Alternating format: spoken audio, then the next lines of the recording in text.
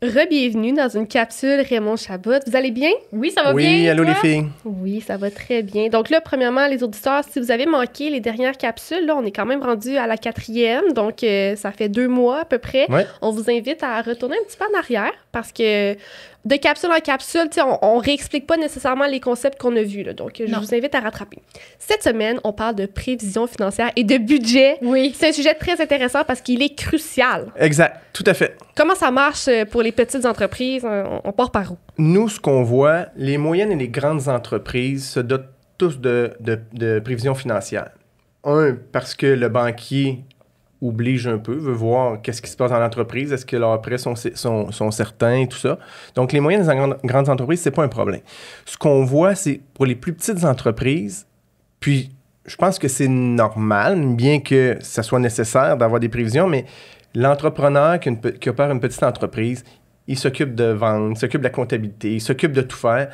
Donc, quand vient le temps de faire des prévisions financières, qui se dit « Ah, anyway, ça n'arrivera pas, c'est des hypothèses, tout ça », on remet ça à demain, mais demain n'arrive jamais. Donc, il y a souvent très peu de prévisions financières pour les petites entreprises. Ben, mon demain a duré 5 ans. Bon, voilà. Mon demain a Quel duré exemple. 5 ans, puis aujourd'hui, je vivrais plus sans ça. Honnêtement, je dors la nuit, là. Moi, les maths, ça a toujours été dans ma vie, je sais, j'en ai parlé souvent sur Startup, là, mes cours d'été en maths de secondaire 1 à secondaire 4, j'évitais ça comme la peste. Ça me faisait peur, les chiffres. Mais une peur bleue, là. Ouais. Tu sais, à n'en pas dormir avant les taxes, puis tout ça. Mais depuis que je fais ça, là, puis c'est simple pourtant, ben, j'imagine que ça dépend des entreprises, des secteurs, fait. tout ça, là. Puis, tu sais, c'est toujours des prévisions. Tu sais pas si ça va arriver, tout ça. Mais moi, en tout cas, j'aime savoir, aujourd'hui, là, combien il faut que je rentre dans mon entreprise pour que ça aille bien. Exact. Qu'est-ce qui se passe si ça va pas bien? Puis surtout, pourquoi? Ben, ça va être le sujet de la Oui. journée. On va discuter de ça. Les 3 états, nous, ce qu'on recommande dans les prévisions, il y a essentiellement 3 états qu'on doit faire. L'état des résultats, c'est probablement celui-là que tu fais, c'est les ventes moins les dépenses. Ouais. Donc, est-ce que l'entreprise fait du profit à la fin du mois? Nous, l'horizon qu'on privilégie, c'est de 12 à 24 mois. Vous allez me dire, 24 mois, c'est loin, ça a le temps de changer. Oui, mais on les peaufine en cours de route et ça nous permet de voir un horizon, là, tu sais, voir est-ce que je vais frapper un mur ou pas si la tendance se maintient. Donc, dans l'état des résultats, vente moins dépenses, ben, ça nous indique plusieurs choses. Un, est-ce que je suis rentable ou pas?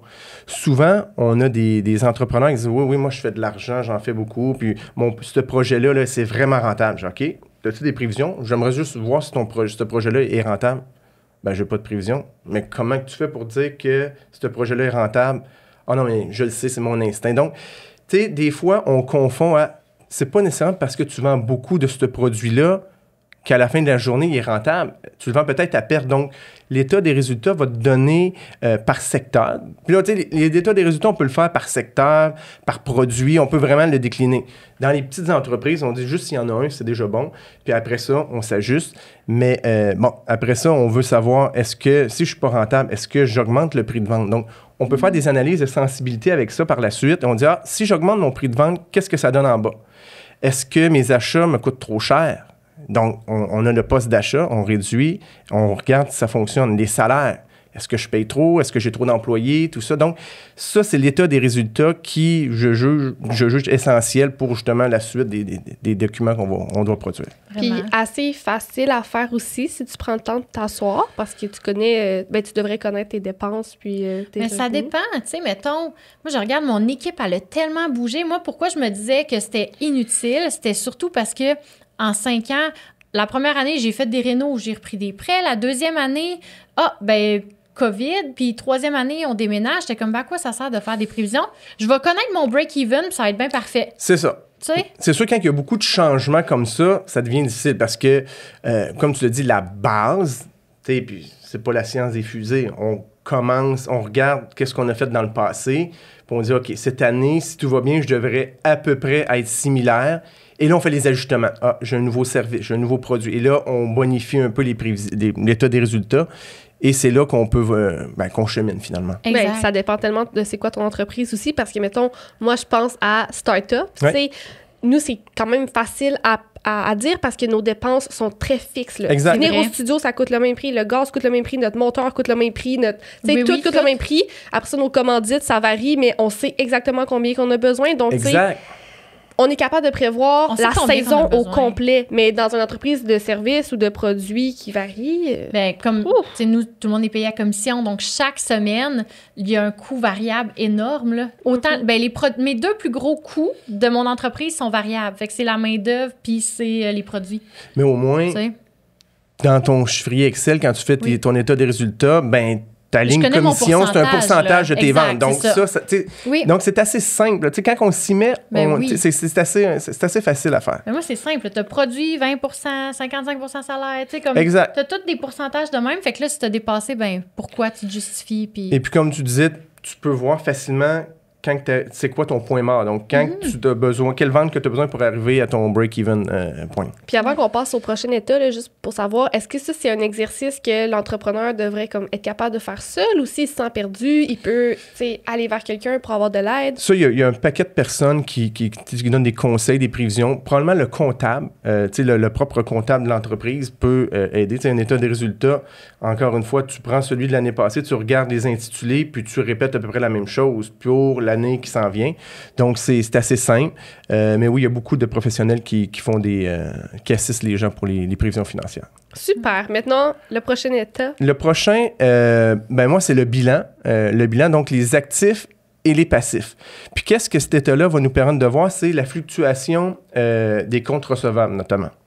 Toi, Camille, je pense que... Oui, je le fais pas. Là. Toi, tu n'as pas de compte à recevoir parce que c'est payé. Dès que tu fais le service, c'est déjà payé. Donc, tu n'as pas de recevable. Tu as un peu de stock, mais probablement que tu gardes ton stock toujours constant pour avoir à peu près la... constant. Mais j'ai comme un 30 jours, là. Ouais, c'est ça. Fait que j'ai des comptes à recevoir plus tard, mais souvent, je sais que dans mes prévisions, en tout cas, ça va peut-être faire mélanger les gens un petit peu, mais dans mes prévisions, je sais que mon mois d'août paye mon mois de juillet. OK. Fait que je sais que mon pourcentage de produits dans un mois, faut qu'il équivale à l'autre mois d'avant, parce que je le paye là, tu sais. Fait que, mais ça, c'est une fois que tu connais ton domaine, ton secteur. Mais le bilan va donner ça. Les actifs, donc le compte à recevoir généralement, les stocks, là, comme on vient de parler. Ouais.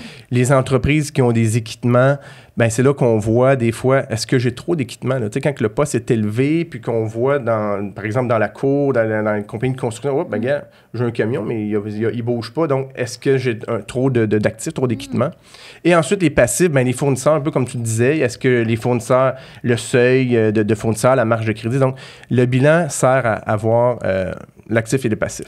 Là, je me permets une petite parenthèse. Je me dis, il y a peut-être des gens qui nous écoutent, qui sont justement en start-up ou une petite entreprise, puis qui savent même pas c'est quoi un actif et un passif. Donc, veux-tu les définir brièvement? Un actif, pour moi, c'est un peu évident, ça le dit, mais un actif, c'est qu'est-ce qu'une entreprise possède. Donc, un compte à recevoir, un compte de banque, c'est un actif, l'argent, de l'équipement, de l'inventaire. Donc, ça, c'est un actif, un immeuble.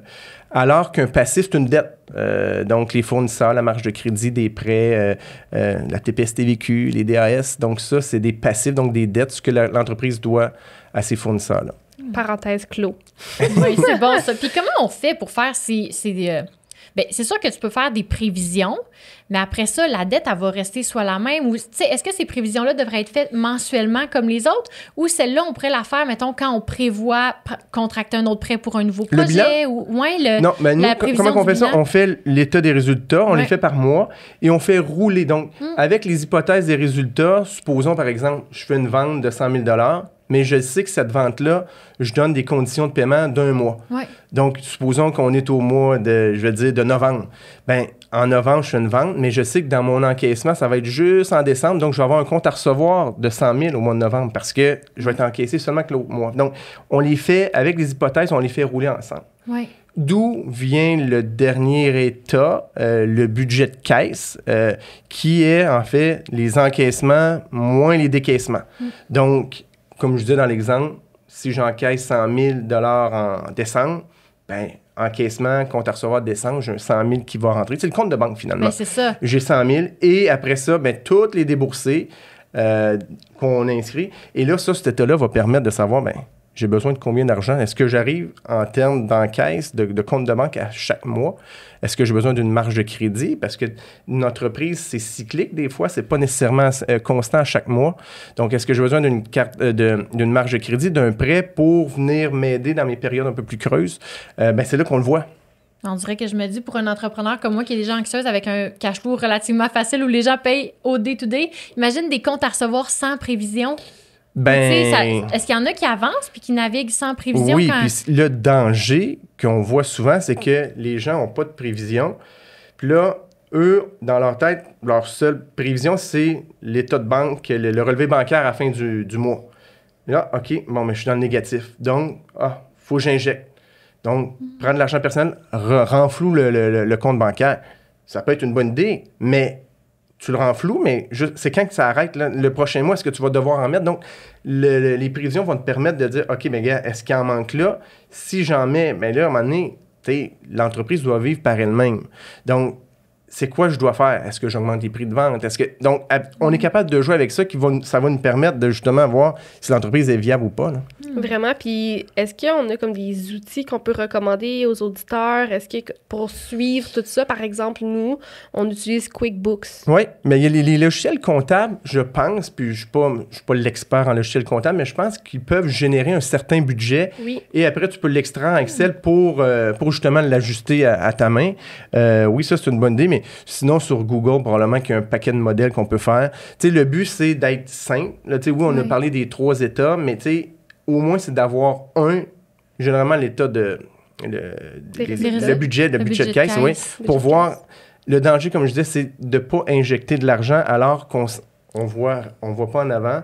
Et donc, des fois, c'est triste parce qu'il y a beaucoup d'argent qui est injecté, mais finalement, c'est de l'argent qui est perdu parce qu'on n'a pas été efficace dans un poste et c'est de l'argent perdu. Là. Moi, je ne sais pas si c'est comme obsessif ou si c'est la bonne manière de procéder, mais pour Startup, là, nous, on utilise QuickBooks, comme je viens de mentionner. Là, je pense que c'est assez simple pour une petite entreprise. Ouais. Fait que là, je m'assure de tout rentrer nos affaires comme il faut dans QuickBooks, dépenses, revenus. Après ça, j'ai un fichier Excel dans lequel je rentre aussi dépenses, revenus, que je m'assure que tout ça, ça balance avec QuickBooks, avec le compte de banque. Puis après ça, j'ai la prévision budgétaire que je remets constamment à jour. Pour balancer encore. Bien là, je triple check dans le fond. T'es une future comptable. Non, mais parce que sinon, ça me rend anxieuse. Si ça arrondit pas à la scène près... Bien, tout à fait. Puis, tu sais, là, c'est beau d'avoir nos prévisions, mais après, qu'est-ce qu'on en fait? Généralement, il faut les comparer avec le réel par mois. Ça demande un travail additionnel, mais ça te permet de benchmarker sur nos hypothèses. Est-ce qu'on est trop agressif? Donc, généralement, il faut les comparer pour que ça soit efficace. Bien, en fait, moi, mon modèle, comment il est fait, c'est que tu as les prévisions, puis tout de suite après, tu as le réel. Exact. Fait que là, tu vois déjà, est-ce que tu es dedans ou tu n'es pas dedans. Puis après ça, tu peux ajuster. Exact. Sachant que, OK, est-ce que tu t'es trompé dans une hypothèse? Tu ajustes le reste des 12 mois. Puis là, tu vois la fluctuation, puis tout ça calcule tout seul. Donc, le gros travail, c'est les partir. Oui. Mais un coup que c'est fait, ben, tu sais, on a seulement besoin de modifier les hypothèses, puis ça se fait automatiquement. Moi, je l'ai dit souvent que ça m'a sauvé du temps, là. Tu sais, du temps de sommeil, mais aussi beaucoup de temps en termes de gestion d'hypothèses dans ma tête que je me faisais, là. Tu sais, ça me prend peut-être 45 minutes par mois faire ça, là, maintenant. Ben oui, c'est ça. Pas long, là. Puis si les gens se dotaient toutes des prévisions comme ça, à un moment donné, tu sais, il y en a qui bûchent 2 ans, 3 ans, 4 ans, puis l'entreprise va nulle part. Donc, tu sais, des fois, tu peux même sauver du temps. Dire, écoute, tu sais, je peux pas, le prix, à un moment donné, je peux pas l'augmenter indéfiniment. Ça fonctionne pas. Tu vois la rentabilité. Donc, tu sais, quand ça fonctionne pas, bon, au moins, c'est un signe. C'est un indicateur qui te permet de prendre des décisions. Là. Tu peux pas faire de déni, là. Pas de déni ici. Non. Est-ce qu'on a un petit devoir qu'on pourrait donner aux auditeurs par où commencer s'ils n'ont pas encore fait ces exercices-là? Bien, un peu comme tu avais dit tantôt, tu sais, si ils ont un logiciel comptable, de voir si l'option, là, tu sais, de générer un budget est présente, bien, c'est d'en générer un.